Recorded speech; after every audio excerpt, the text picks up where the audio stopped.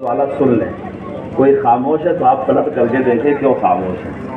جو میں پڑھتا ہوں اللہم صلی علی محمد وعلی آل محمد کما صلیت علی ابراہیم وعلی آل ابراہیم انک حمید مجید.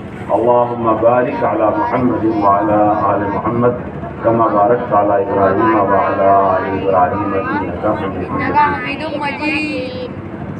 الحمدللہ حمدا کثیرا طیبا مبارکا فیہ. سبحانك اللهم وبحمدك لك الحمد على حلمك بعد علمك. سبحانك اللهم وبحمدك لك الحمد على عفوك بعد قدرتك. اللهم صل على محمد عبدك ورسولك وصل على المؤمنين والمؤمنات والمسلمين والمسلمات. اما بعد. حضرات علماء کرام، عمائدین شہر، پردہ نشین خواتین، بھائیوں، بزرگوں اور دوستوں، ہم اور آپ ایک دینی مدرسے کے دینی جلسے میں شریک ہیں، اور جن بچوں نے قرآن شریف کے حفظ کی تکمیل کیا ہے، حفظ کی تکمیل کیا ہے، ان کی حوصلہ افزائی کے لیے ہم یہاں شریک ہیں. ان کے سینے میں اللہ کا کلام محفوظ ہوا، ان کے اساتذہ کرام نے محنت کیا، مدرسے نے یہ موقع فراہم کیا کہ آپ کے بچوں کے سینے میں قرآن شریف کو محفوظ کر دیا جائے. یہ قوم کے بچے ہیں، آج کے بچے کل کو بڑے ہوں گے. ہم سب ان کو دیکھنے کے لیے، ان سے اپنی آنکھیں ٹھنڈی کرنے کے لیے، اللہ کے کلام سے اپنی عقیدت اور محبت کے اظہار کے لیے اس نسبت سے یہاں اکٹھا ہوئے ہیں. عمل چاہے چھوٹا ہو چاہے بڑا ہو، اگر آدمی کی نیت اچھی ہوتی ہے تو اس میں وزن بڑھ جاتا ہے. قیامت میں اللہ تعالیٰ اعمال کو تولیں گے، ہر عمل کا اپنا ایک وزن ہوگا. جس عمل کو بندے نے جتنا زیادہ اللہ کو راضی کرنے کی نیت سے کیا ہوگا، وہ عمل اتنا ہی وزندار ہوگا اور ترازو میں چلے گا. آپ نے یہ مختصر سا وقت دیا ہے، آپ کہیں بھی یہ وقت گزار سکتے تھے.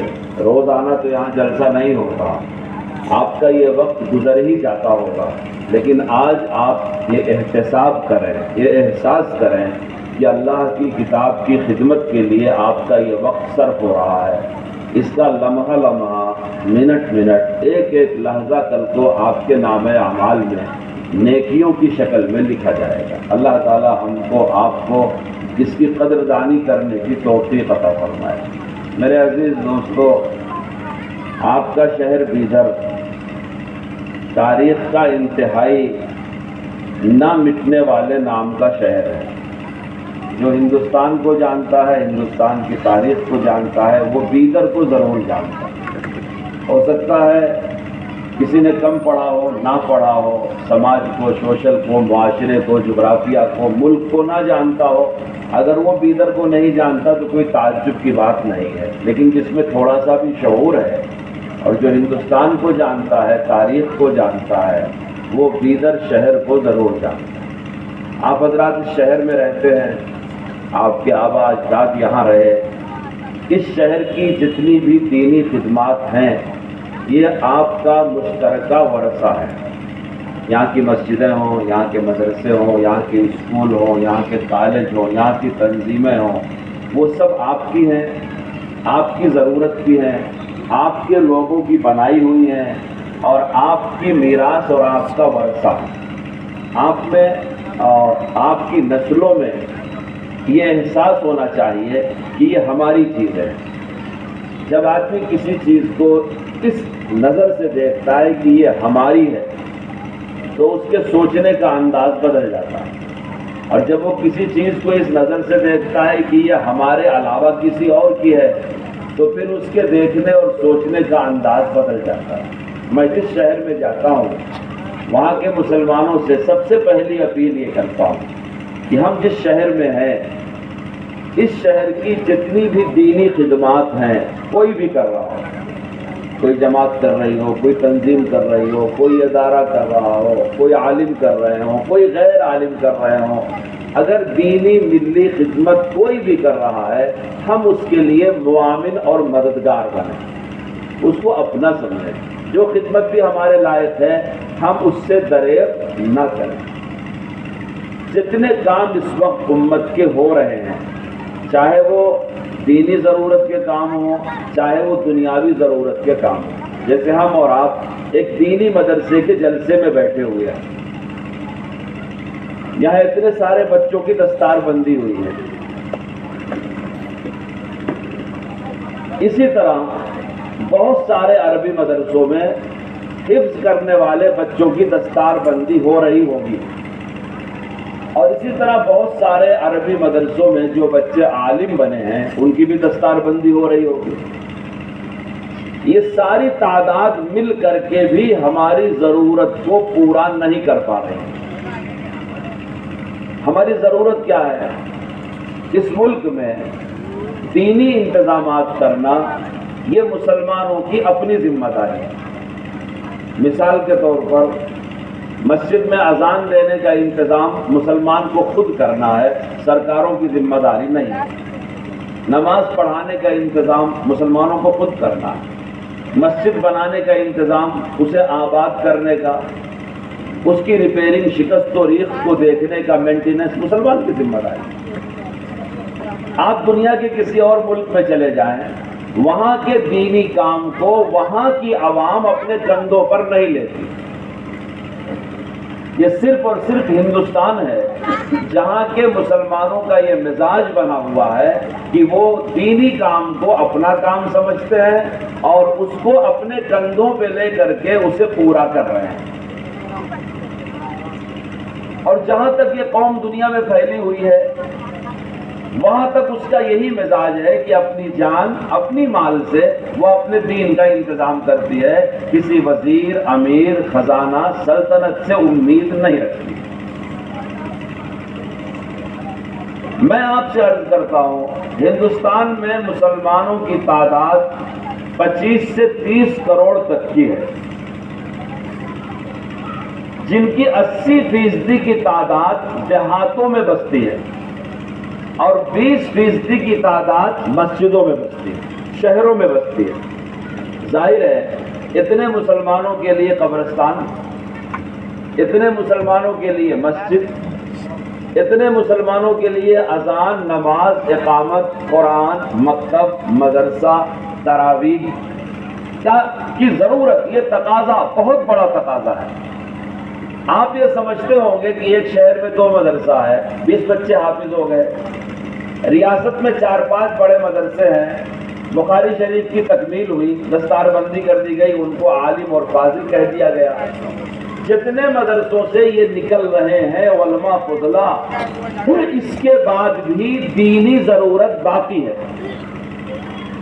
کبھی آپ غور کر کے دیکھیں، سنجیدگی سے آپ غور کریں، ایک مسجد کی دینی ضرورت کتنی ہو سکتی ہے؟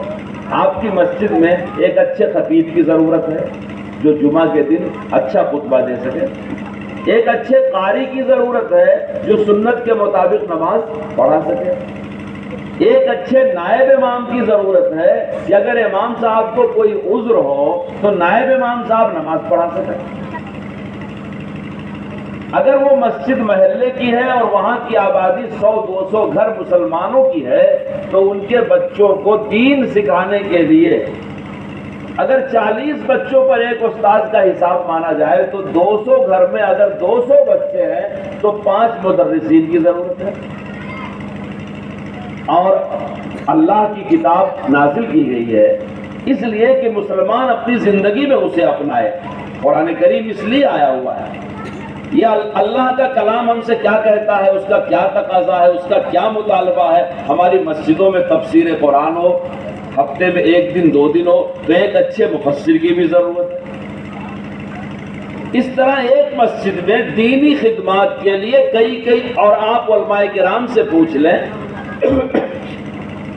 نماز کا، روزے کا، زکوٰۃ کا، وضو کا، غسل کا عام مسئلہ ہر عالم بتا لیتا ہے، لیکن جب وراثت کا مسئلہ بتانا ہوتا ہے، جب نازک مسئلے بتانے ہوتے ہیں، جب طلاق بیاہ کا مسئلہ بتانا ہوتا ہے تو اس کے لیے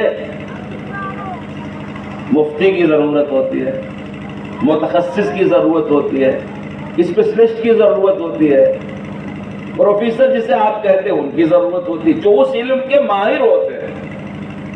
پورے ضلع میں اگر آپ کبھی وراثت کا مسئلہ لے کر کے جائیں تو ایسے بہت کم لوگ ملتے ہیں جو آپ کے مسئلے کو حل کرتے ہیں۔ پھر میرے دوستو، رمضان میں ہر مسلمان قرآن کریم سنتا ہے، تراویح 20 رکعت پڑھی جاتی ہے۔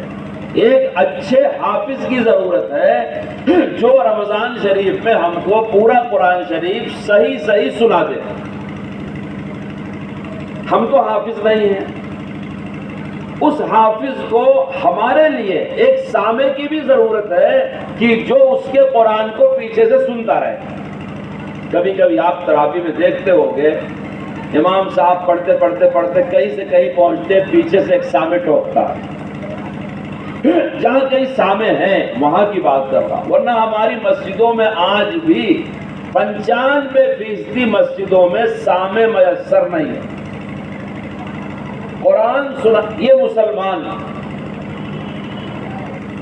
اس ملک میں ابھی بھی آپ یہ نہیں کہہ سکتے کہ رمضان میں ہر گاؤں میں قرآن سنانے والے کا انتظام ہو گیا ہے جو یاد حافظ ہوگا اور وہ گاؤں والوں کو قرآن سنا دے گا۔ نہیں، آپ کو لگتا ہوگا کہ 50 بچے نکل گئے، فلاں عالم بن گئے، فلاں عالم بن گئے، فلاں عالم بن گئے، ہمارے گاؤں میں 20 عالم ہو گئے، وہاں 30 عالم۔ آج بھی ہماری یہ ضروریات پوری نہیں ہو رہی ہیں۔ اچھا، ہمارے حفاظ، ہمارے علماء خوب اچھی طرح سمجھتے ہیں کہ یہ علم دین ہمارا ذریعہ معاش نہیں۔ رزاق اللہ ہے، وہ روزی دیتا ہے، لیکن اللہ کا وعدہ ہے جو اس کے دین کی خدمت میں لگتا ہے اللہ تعالیٰ اسے انعام کی روزی دیتا ہے، جسے رزق کریم کہا جاتا ہے۔ جس کے سینے میں قرآن کریم آ گیا وہ کبھی بھوکا نہیں مرتا، جو عالم دین ہو گیا وہ کبھی بھوکا نہیں مرتا، جو حافظ ہو گیا کبھی دین کی خدمت۔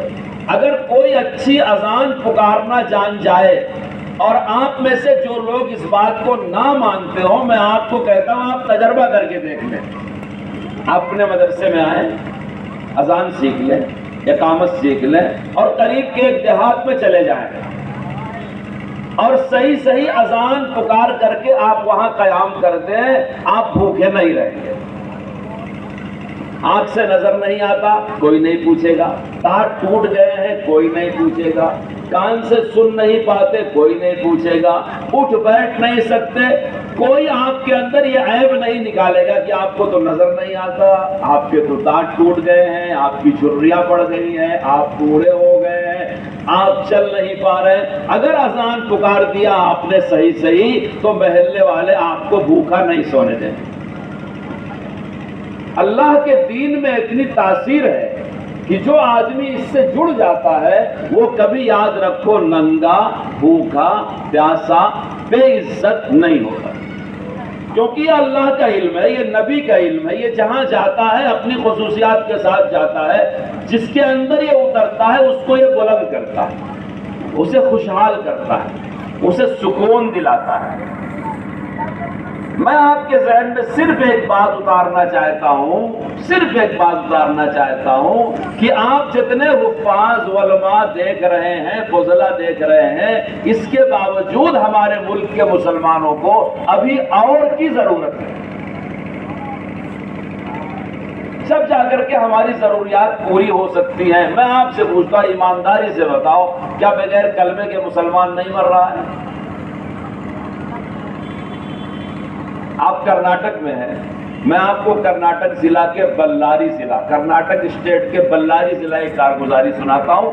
گاؤں کا نام ہے بیبنہلی، وہاں سے کیسی کنال گزرتا ہے۔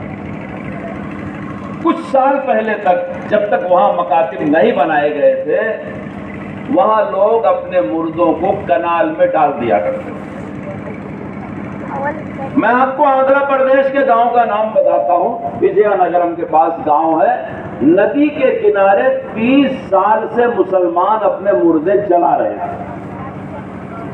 یہ کسی اور ملک کی کارگزاری نہیں ہے، یہ یہی کی کارگزاری۔ اور اب میں آپ کو بಳ್ಳاری ضلع اور وجیا نگرم نہیں لے جا رہا ہوں، آپ جہاں اپنے محلے میں رہتے ہیں کبھی گھر میں بیٹھ کر کے آپ کارگزاری لیجیے، کبھی گھر میں اپنی بیوی سے پوچھیے اسے ساتوں کلمہ آتا ہے کہ نہیں آتا۔ آپ کا وہ بچہ جس کی تعلیم پر فیس خرچ کر کے ہزاروں کی کتابیں دلا کر کے اسٹیٹس آپ اس کا مینٹین کرتے ہیں، کیریئر بناتے ہیں، کبھی اس سے پوچھ لیا کریں کہ جنازے میں 4 تکبیروں میں کس تکبیر کے بعد کیا پڑھا جائے گا۔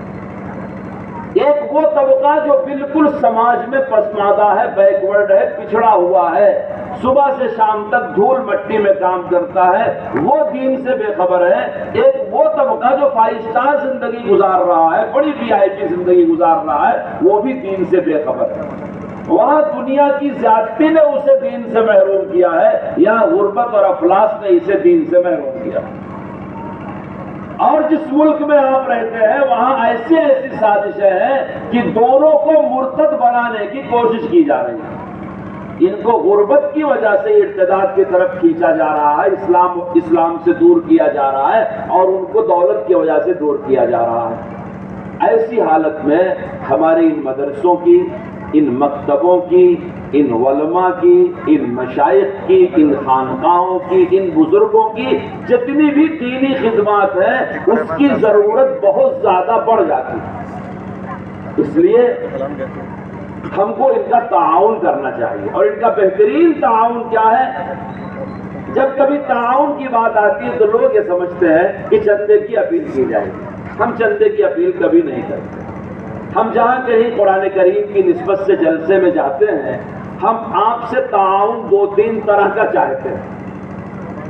غور سے میری بات سنیں، ہم آپ سے پہلا تعاون یہ چاہتے ہیں کہ آپ کے ذہن میں اب تک یہ بات سمائی ہوئی ہے کہ یہ علماء، یہ فضلاء ہمارے بچوں کے استاد ہیں۔ میں آپ سے درخواست کرتا ہوں آپ تھوڑی سی اپنی نیت کو وسیع کر لیں، درست کر لیں، سمجھ لیں کہ ہمارے مسجد کے امام ہمارے بھی استاد ہیں۔ ہماری زندگی میں جہاں دین کی کمزوری ہے، نماز میں کمزوری ہے، روزے میں کمزوری ہے، اخلاق میں کمزوری ہے، لین دین میں کمزوری ہے، پڑوسیوں کے، جہاں کہیں بھی ہمارا دین کمزور ہے، ہم اپنے امام سے مل کر کے خود کو شاگرد کی طرح پیش کر کے اپنے دین کو مضبوط کریں گے اور زندگی کے اس خلا کو دور کریں گے۔ بہت سارے سماج کے معزز لوگ ایسے ہوتے ہیں جن کا علماء سے بہت گہرا تعلق ہوتا ہے، ان کی خدمت بھی کرتے رہتے ہیں، عزت بھی کرتے رہتے ہیں، قدر بھی کرتے ہیں، لیکن کبھی یہ تکلیف نہیں اٹھاتے کہ امام صاحب میرا التحیات سن لو۔ میں جو التحیات بچپن سے پڑھ رہا ہوں اور آج جوان اور ادھیڑ ہونے تک میں جو التحیات پڑھ رہا ہوں، اس میں کوئی کریکشن تو نہیں ہے، کوئی ریپیئرنگ تو نہیں ہے، کوئی غلطی تو نہیں ہے، کہیں کوئی بھول چوک تو نہیں ہے۔ امام صاحب ذرا سا درست کر لیتا ہوں آپ کے سامنے۔ میں نماز اس طرح پڑھتا ہوں اور میرا دل میری نماز میں بہک جاتا ہے۔ نماز پڑھنے تو آپ کے پیچھے آ جاتا ہوں، آپ کی قرات بھی بڑی اچھی لگتی ہے، لیکن میرے دل میں شیطانی خیالات آتے ہیں، امام صاحب میں کیا کروں کہ میرا دل پاک اور صاف ہو۔ جب میں سجدے میں جاتا ہوں تو سر تو سجدے میں ہوتا ہے مگر میرا دل سجدے میں نہیں ہوتا۔ امام صاحب مجھے کوئی نسخہ بتا دے کہ جب میرا سر سجدے میں جائے تو میرا دل بھی سجدے میں چلا جائے۔ میرے ماں باپ مجھ سے ناراض رہتے ہیں، میری بیوی مجھ سے مطمئن نہیں ہوتی، اس کو میرے اوپر اعتراض رہتا ہے، میرے بچے مجھ سے ناخوش رہتے ہیں، میرے اخلاق میں کیا کمی ہے؟ امام صاحب تھوڑا سا میری اصلاح کر دیں۔ اس لیے میں جہاں جاتا ہوں ایک اپیل یہ کرتا ہوں کہ اس مجمع میں جتنے لوگ آئے ہیں، جس مسجد کے مصلی ہیں، جس عالم سے تعلق ہے، جس بزرگ سے تعلق ہے، جہاں کہیں آپ کسی دیندار سے جڑے ہوئے ہیں، ان کو اپنے بچوں کا استاد نہ سمجھیے، اپنا بھی استاد سمجھیے۔ یہ میں کیوں کہتا ہوں؟ وہ رسول اللہ صلی اللہ علیہ وسلم کے مصلی کے وارث ہیں اور آپ ساری کائنات کے معلم بن کر کے آئے۔ انما انا بعثت معلما، انما انا بعثت لاتمم مکارم الاخلاق۔ نبی پاک نے فرمایا میں معلم بنا کر کے بھیجا گیا ہوں۔ امام اسی مصلی پر کھڑا ہوتا ہے،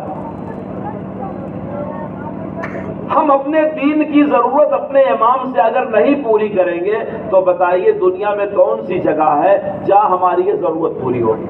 میں اپنے نوجوان بچوں سے عرض کرتا ہوں، وہ بہت سارے لوگوں کو مختلف چینلوں میں فالو کرتے رہتے ہیں، جن کا بیک گراؤنڈ نہیں معلوم، جن کی شکل نہیں معلوم، لڑکا پیدا ہوا شادی ہونے کے بعد تو نام علامہ گوگل سے پوچھتے ہیں، وہاں سے تلاش کرتے ہیں۔ پہلے کا مسلمان تھا، بال بچے پیدا ہوئے، رسول اللہ کی بیٹیوں کا نام رکھ دیا کرتا تھا، رسول اللہ کی بیویوں کا نام رکھ دیا کرتا تھا، اہل بیت کا نام، یہ نام رکھتے تھے۔ آج لوگ تلاش کر کر کے لاتے ہیں، 4 5 6 لکھ کر کے لاتے ہیں۔ بچی پیدا ہوئی، اس کو نام پکارنا ہے، میں نے یہ نام لکھا، بھائی کہاں سے لکھا؟ تمہارے امام صاحب تو فلاں ہے، مولوی صاحب فلاں، یہ نام لائے کہاں سے؟ کہاں میں سرچ کر کے لایا ہوں، تلاش کر کے۔ اللہ کے واسطے ہمارا دین صحبت سے پھیلا ہے۔ نبی پاک صلی اللہ علیہ وسلم کی خدمت میں صحابہ نے حاضری دیا، ان کی صحبت ان کو نصیب ہوئی، صحابہ کی صحبت میں تابعین نے حاضری دیا۔ یہ دین مشین کی طرح سے نہیں، اللہ فرماتا ہے کہ ہم پہاڑ پر نازل کر دیتے قرآن کو، لیکن یہ قرآن پہاڑ پر نہیں اتارا گیا، رسول اللہ کے قلب پہ اتارا گیا، اور تھوڑا تھوڑا اتارا گیا، برت برت کر کے زندگیوں میں ڈھالا گیا، کیریکٹر اور کردار بنایا گیا۔ کسی اور مذہب کا فائدہ ہو جائے تو ہو جائے، اسلام کو فائدہ اسی طریقے پہ ہوگا جو طریقہ صحابہ کا تھا، تابعین کا تھا، اولیاء اللہ کا تھا، بزرگوں کا تھا، اس سے ہی فائدہ ہوگا میرے دوستو۔ اس لیے جہاں کہیں بھی بستے ہو، اپنے مسجد کے امام سے جڑو، عالم دین سے جڑو۔ میں علماء سے بھی کہتا ہوں ایک بات، یہ اسی بات کا تتمہ ہے کہ اگر قوم تم سے جڑتی ہے تو ان کو حقارت کی نگاہ سے نہ دیکھو، ان کو نہ چھڑکو، ان کی غلطیوں کی اصلاح کرنے میں ان کی تحقیر نہ کرو۔ کیوں؟ اس لیے کہ رسول اللہ کی پیاری امت ہے، اس کا رشتہ نبی پاک صلی اللہ علیہ وسلم سے ہے۔ یہ کتنے بھی خراب ہیں، کیسے بھی گندے ہیں، کیسے بھی برے ہیں، لیکن ان کے دل اور زبان پر رسول اللہ کا نام ہے۔ اس پاک نسبت کا خیال کر کے ان سے ایسی محبت کرو جیسے باپ بیٹے سے محبت کرتا ہے۔ بیٹا کتنا بھی نکما ہو جائے، باپ کو یہ امید کبھی نہیں ختم ہوتی کہ میرا بیٹا سدھرے گا نہیں، کتنی بھی بیٹا کتنا بھی نکما ہو، ماں باپ کے زبان پر ہمیشہ رہتا ہے یا اللہ اسے سدھار دے۔ ایک عالم امت کے لیے باپ کے مقام میں ہوتا ہے، وہ اپنے عوام سے وہ محبت کرے جو باپ کو بیٹے سے ہوتی ہے۔ اور اگر کسی چیز میں نہیں معلوم ہے، یہ کہنے میں کہ مجھے معلوم نہیں ہے شرمانا نہیں چاہیے۔ نہیں معلوم ہے اپنے اساتذہ سے پوچھ لو، نہیں معلوم ہے اور علماء سے پوچھ لو، معلوم ہے ان کو بتانا مناسب نہیں ہے، صاف کہہ دو کہ میں جانتا تو ہوں یہ چیز اس وقت آپ کے لیے یہ مناسب نہیں، تھوڑے دن کے بعد یہ آپ کو بتا سکتا ہوں۔ کیوں؟ آپ کا بچہ جب بچپن میں کھلونے مانگتا ہے تو آپ اس کو کھلونے دیتے ہیں یا صحیح چیز دیتے ہیں؟ کھلونے کی سائیکل دیتے ہیں، کھلونے کی کار دیتے ہیں، کھلونے کی شکل میں پھول دیتے ہیں، کھلونے کی شکل میں اور چیزیں۔ کیوں؟ کیا بچے سے محبت نہیں؟ اس کی اس عمر میں کھلونا ہی اس کے لیے مناسب ہے، اگر اصلی چیز دے دی جائے تو نقصان ہو جائے گا۔ آپ اپنے بچے کو دودھ پلاتے ہیں، کیا گوشت کھلانا حرام ہے؟ خود گوشت کھاتے ہیں، بچے کو دودھ پلاتے ہیں۔ اگر کوئی ہمدرد ماں باپ کباب کا ٹکڑا بچے کے منہ میں ڈال دیں 2 سال 2.5 سال کی عمر والے دودھ پینے والے کو، تو اس کے ساتھ دشمنی کہا جائے گا۔ اس لیے نہیں معلوم ہے، اپنے بڑے علماء سے پوچھ کے بتاؤ۔ معلوم ہے ان کے لیے اس وقت بتانے میں ان کا نقصان ہے، تھوڑا تحمل کر لو۔ یہ رشتہ مضبوط ہو۔ میں پہلی یہ اپیل کرتا ہوں ہر جگہ کی عوام سے، یہ فتنوں کا زمانہ ہے، یہ قرب قیامت کا زمانہ ہے، زمین سے فتنے ابل رہے ہیں، آسمان سے برس رہے ہیں، ہمارے گھروں میں نافرمان پیدا ہو رہے ہیں، ہمارا گھر اللہ رسول کی نافرمانی کا اڈا بنتا چلا جا رہا ہے، زندگیاں بغاوت سے بھرتی چلی جا رہی ہیں، صبح سے شام تک ہمارے سامنے اللہ رسول قرآن حدیث کا قانون ٹوٹتا ہے، ہم خود توڑتے ہیں، اللہ کی نافرمانی کرتے ہیں۔ ان فتنوں کے زمانے میں اگر علماء کے دامن کو پکڑے رہو گے تو محفوظ رہو گے۔ دن بدن اصلاح کے قریب ہوگے، برائیوں سے دور ہوگے، بھلائیوں سے قریب ہوگے۔ اگر یہ رسی بھی چھوڑ دو گے تو پھر کون سے سیلاب اور کون سی بھنور اور کون سی موج میں ڈوب کے ختم ہو جائے کوئی نہیں کہہ سکتا۔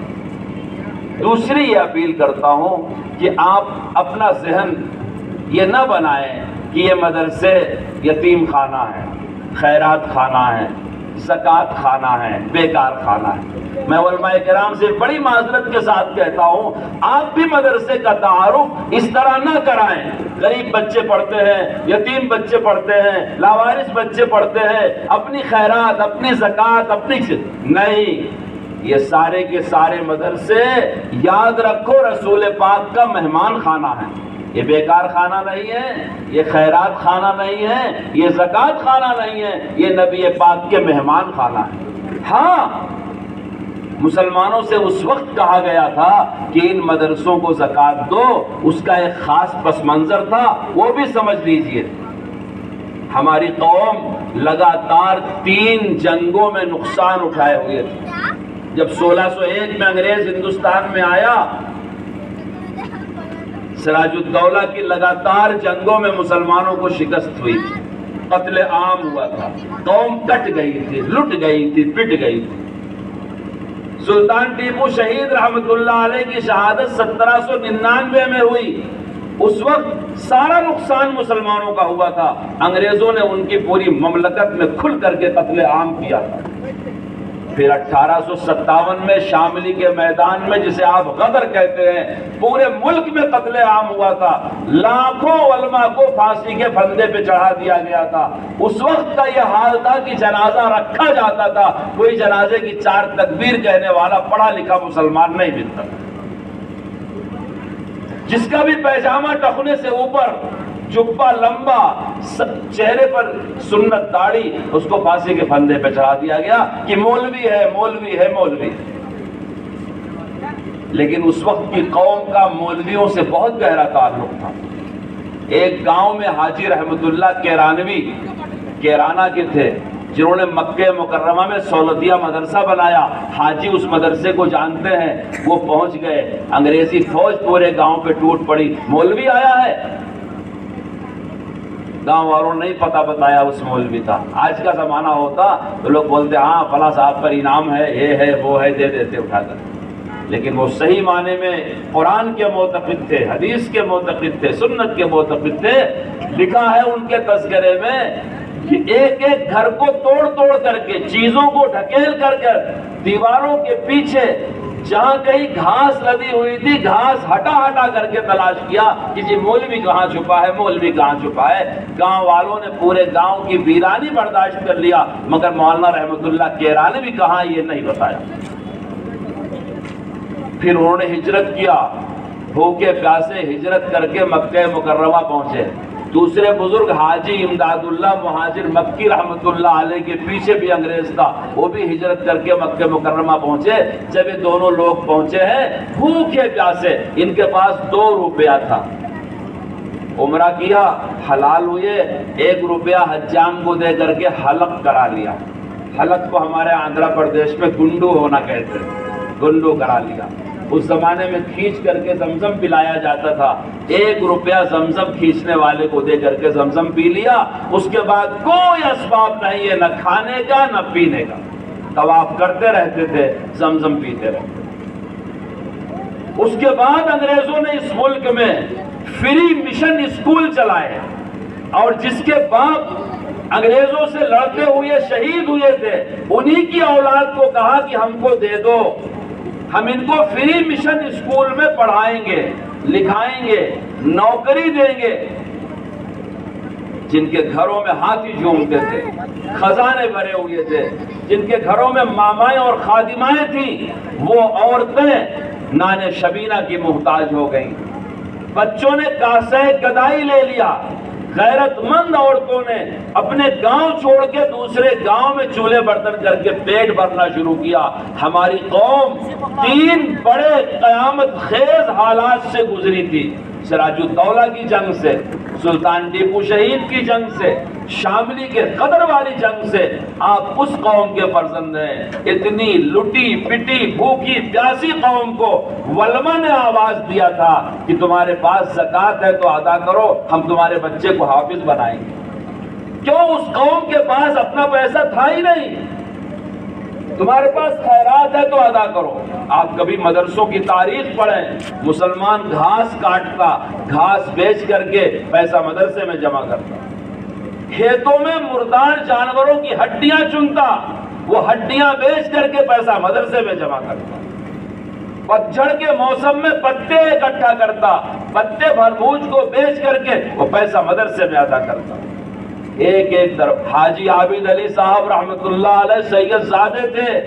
جب دارالعلوم کا مدرسہ شروع ہوا تو ان کے حالات میں لکھا ہے پورے دن دیوبند میں دامن پھیلا کر کے چندہ کیا، 123 روپیہ آیا. یہ مدرسوں کی شروعات تھی کیونکہ ہماری قوم خالی ہاتھ تھی تو علماء نے کہا تھا زکوٰۃ دو، خیرات دو، صدقہ دو، حصہ دو، چٹکی دو، مٹھی فنڈ دو. میرے دوستو اس کا یہ مطلب نہیں ہے کہ مدرسے خیرات خانے ہیں. میں تم سے کہتا ہوں تمہارے بچے کو مدرسے میں پڑھاؤ. غور سے میری بات سنو، محتمم صاحب سے کہو اس بچے پر جتنا خرچ ہوگا میں ادا کروں گا. تم سے کس نے کہا کہ وہی تمہارا بچہ اسکول پڑھنے جائے گا تو بڑی فیس دے گا اور مکتب میں پڑھنے آئے گا تو خیرات میں کتاب لے گا؟ یہ تو تمہاری بدعقلی ہے. تم حلال کمائی سے اسکول کو بڑی بڑی فیس دیتے ہو، مکتب میں تمہارا بچہ آتا ہے تو استاذ کی خدمت کیوں نہیں کرتے؟ اس پر توجہ کیوں نہیں ہوتی کہ یہ بچہ جب مکتب میں بیٹھتا ہے تو اس کے سامنے تپائی ٹوٹی ہوئی ہے، قرآن پر جزدان نہیں ہے، کتاب کا غلاف نہیں ہے، استاذ کے پاس کچھ نہیں ہے، صحیح سلامت ڈیسک نہیں ہے، بیٹھنے کی حصیریں نہیں ہیں. کیا ہماری قوم اتنی بے غیرت اور بے حس ہو گئی ہے کہ اپنے بچے کو قرآن پڑھنے کے لیے ذلیل ہوتا دیکھ کر کے خوش ہوتی ہے؟ تم قالین بنواؤ، اچھے ڈیسک بنواؤ، عمدہ کتابیں چھپواؤ، کتاب پر کور لگاؤ کہ قرآن کی خدمت کرنے والے استاذ کو مالا مال کرو، اس کا دل خوش کرو. گھر میں بھی اس بچے کی عزت. ہمارے بچوں کا یہ حال ہے، مسجد کے مکتب میں آتے ہیں ٹوپی نصیب نہیں ہوتی. کچھ لوگ ایصال ثواب کی ٹوپیاں لکڑی والی مسجد میں رکھتے ہیں، پلاسٹک والی. پتہ نہیں یہاں کیا رواج ہے، ہم اپنے علاقے کی بات کرتے ہیں. بڑی اچھی نیت کر کے ایصال ثواب کے لیے ٹوپیاں لا کے پلاسٹک لکڑی کی رکھتے ہیں. یہ بچے آتے ہیں یہیں لگاتے ہیں، پہن کے بیٹھتے ہیں، تھوڑی دیر قرآن پڑھتے ہیں، چلے جاتے ہیں. یہ کام ہمارے تمہارے کرنے کا ہے. اپنے بچے کو حسین خوبصورت ٹوپی پہناؤ، عمدہ لباس سنت کے مطابق پہناؤ. اللہ کے گھر میں جا رہا ہے، قرآن پڑھنے جا رہا ہے، کائنات کی سب سے بڑی کتاب سینے سے لگا کر کے جا رہا ہے. اس کی گھر میں عزت کرو، قدر کرو، اس کی قرآن کی قدر کرو. بچہ یہ کتاب لے کے جاتا ہے، گھر میں کہیں ٹھوس دیتا ہے، نہ ماں کو قدر ہے نہ باپ کو قدر ہے، تو ہمارے ساتھ اللہ رحم و کرم کا معاملہ کیسے کرے گا؟ اس لیے میں دوسری اپیل کرتا ہوں سارے مسلمانوں سے اور ان علماء کرام سے بھی کہ دماغ سے یہ بات نکال دو کہ یہ مدرسے خیرات خانے ہیں، زکوٰۃ خانے ہیں، بیکار خانے ہیں. یہ سارے کے سارے مدرسے نبی پاک کے مہمان خانے ہیں. یہاں پڑھنے والے ان کے مہمان ہیں، خدمت کرنے والے ان کے مہمانوں کی خدمت کرنے والے ہیں. ہمارا تمہارا جو جان مال قبول ہو جائے ہم بڑے سعادت مند ہیں کہ نبی پاک کے مہمانوں کے لیے اللہ کی کتاب کے لیے ہماری دولت اللہ نے قبول کیا. اور یہ میں ایسے ہی نہیں کہہ رہا ہوں، یہ کوئی خطیبانہ تعلی نہیں ہے. رسول پاک صلی اللہ علیہ وسلم نے ہجرت سے پہلے مکہ مکرمہ میں دار ارقم میں مدرسہ بنایا. جو قرآن اترتا تھا آپ صحابہ کو سکھاتے تھے. حضرت عمر اسی دار ارقم میں آ کر کے مسلمان ہوئے ہیں. وہاں آنے والا رسول پاک کا مہمان ہوتا تھا. مدینہ منورہ میں ہجرت سے پہلے اسد بن زرارہ رضی اللہ تعالیٰ عنہ کے باغ میں مصعب بن عمیر انصار کے بچوں کو پڑھایا کرتے تھے، قرآن پڑھاتے تھے. وہ رسول اللہ کے مہمان ہوا کرتے تھے. نبی پاک نے ہجرت کیا، مسجد نبوی بنی، آپ نے وہاں آنے اور پڑھنے والوں کے لیے چبوترا بنایا جسے صفہ کہا جاتا تھا، جن کی تعداد کبھی کبھی 70 سے بھی آگے بڑھ جایا کرتی تھی. یہ سب رسول پاک کے مہمان ہوتے تھے. جب انصار کی اونٹنی بچہ دیتی تو اس کا دودھ ان صفہ والوں کے لیے آتا تھا. جب کھجوروں میں خوشے لگتے تھے اس کا پھل صفہ والوں کے لیے آتا تھا. جب شام کے سفر سے واپس آتے تھے تاجر تو اچھی چیزیں صفہ والوں کے لیے آیا کرتی. اس لیے یاد رکھو یہ مدرسہ ہمارے گھر کا ایک حصہ ہے. اگر مدرسے کے بچے بھوکے اور ہمارے بچے آسودہ ہو کر کے کھا رہے ہیں اللہ ہم سے خوش نہیں ہوگا. میں یہ دوسری نیت پورے ملک میں چل پھر کر کے ہر مسلمان سے کراتا ہوں. پہلے بھی یہ نیت ضروری تھی, آج تو بہت ہی ضروری ہو گئی ہے کہ یہ مدرسے ہمارے گھر کا ایک حصہ ہے. یہاں خدمت کرنے والے ہمارے محسن ہیں, پڑھنے والے بچے مجھے میرے بچوں سے زیادہ عزیز ہیں. اسی ملک میں ایک بزرگ گزرے ہیں مولانا عبد الماجد دریابادی رحمۃ اللہ علیہ. ان کے مدرسے میں ایک بچہ پڑھتا تھا, سخت بیمار ہو گیا. حضرت نے دعا کی, یا اللہ مسافر بچہ ہے, کسی گاؤں سے پڑھنے کے لیے آیا ہے, اگر یہ بیماری میں مر جاتا ہے تو لوگ بدظن ہو جائیں گے, یا اللہ تو اس کی جان لوٹا دے, میرے بچے کو قبول کر لے. صبح تک ان کا بچہ بیمار ہوتا گیا یا مدرسے کا بچہ اچھا ہوتا گیا. ابھی قریب کی بات, کوئی 200 سال نہیں گزرا ہے, 100 سال بھی نہیں ہوا ہے, لکھنؤ کا قصہ سنا رہا ہوں.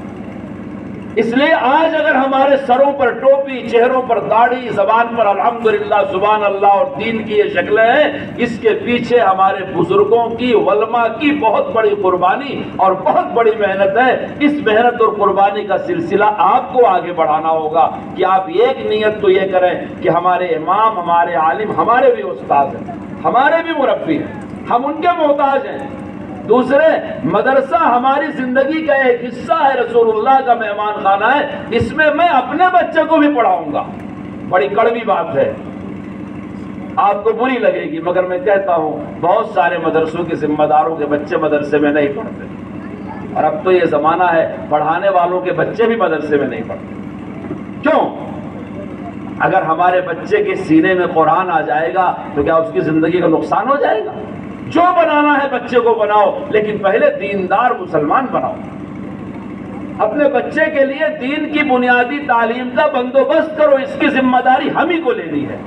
میرے دوستو, وقت زیادہ ہو رہا ہے, میں آپ سے بہت مختصر بڑے ادب کے ساتھ عرض کر کے اپنی بات مکمل کرتا ہوں. میں نے یہی بات شروع کیا تھا کہ جس شہر کے مسلمان ہیں, اس شہر کے جتنے بھی ادارے ہیں, سب کو اپنا سمجھے, سب کی ملک و ملت اور قوم کو ضرورت ہے. میں نے مدرسوں کی بات تھوڑی تفصیل سے کیا, اسی طرح ہماری قوم کو اس ملک میں ڈاکٹروں کی بھی ضرورت ہے, انجینئروں کی بھی ضرورت ہے, استاد اور مدرسین کی بھی ضرورت ہے, اور ہر شعبہ زندگی میں خدمت کرنے والوں کی ضرورت ہے. اور ابھی جتنے آپ دیکھ رہے ہیں یہ ضرورت سے بہت کم ہیں. جتنے ادارے خدمت کر رہے ہیں اگر سب فعال ہو جائیں اور اتنے ہی اور بنا دیے جائیں تب بھی ہماری ضرورت آسانی سے پوری ہونے والی نہیں ہے. اس لیے ہم ایک دوسرے کے ساتھ مثبت ہو کر کے کام کرنے کی عادت ڈالیں, سوچنے کا پلس مزاج رکھیں. جب ہم دین کے کام کے ساتھ مثبت ہو کر کے کام کریں گے تو ہماری ملت کو فائدہ ہوگا, دین کو فائدہ ہوگا. ملک آزاد ہے, آزاد ملک میں کسی کی بھی دینی ذمہ داری کسی بھی سرکار کی نہیں ہوتی. ہر دینی کام کی ذمہ داری اس دین پر یقین رکھنے والوں کی ہوتی ہے. ہمارا یقین اسلام پر ہے, ہم اسے دنیا میں ہدایت اور آخرت میں نجات کا ذریعہ سمجھتے ہیں. ایک مسلمان بغیر کلمے کے مر گیا اس کو ہم پوری ملت کا خسارہ سمجھتے ہیں. ایک مسجد میں ایک وقت کی نماز نہیں ہوتی ہم پوری ملت کا خسارہ سمجھتے ہیں. اس لیے ہماری تمہاری جو بھی ضروریات ہیں دوسرے درجے کی ہیں, سب سے پہلی ہماری تمہاری ضرورت دین ہے. ہم اللہ کے دین کے ساتھ جڑیں گے, ہماری دنیا بھی اچھی ہوگی, ہماری آخرت بھی اچھی ہوگی. اللہ تعالیٰ قبول فرمائے, توفیق عطا فرمائے. میرے کہنے سننے میں جو کمی کوتاہی وہ اللہ پاک معاف فرمائے, اس کے شر سے ہماری حفاظت فرمائے. ایک عرصے سے آپ کے یہاں آنے کا ارادہ تھا, موقع نہیں ہو رہا تھا, ان علماء کرام نے یاد فرمایا, آج حاضری ہوئی, بہت مختصر ہوئی. یہ پہلی حاضری ہے, اللہ نے چاہا انشاءاللہ اس کے بعد حاضری ہوتی رہے گی. آپ ایسے ہی بیٹھے رہیں, مجھے دوسرے کام سے جانا ہے. میں اور میرے دو ساتھی سیدھے سے نکل جائیں گے. حضرت مولانا شاکر اللہ صاحب بنگلور سے تشریف لے آئے ہیں, ان کا خطاب ہوگا اور جو پروگرام یہاں طے ہے یہ پورے ہوں گے. آپ اس پورے پروگرام کو مکمل سن کر کے پھر یہاں سے تشریف لے جائیں. اللہ آپ کو بھی اجر عطا فرمائے، مجھے بھی اجر عطا فرمائے، آمین۔ وآخر الدعوانا الحمدللہ رب العالمین۔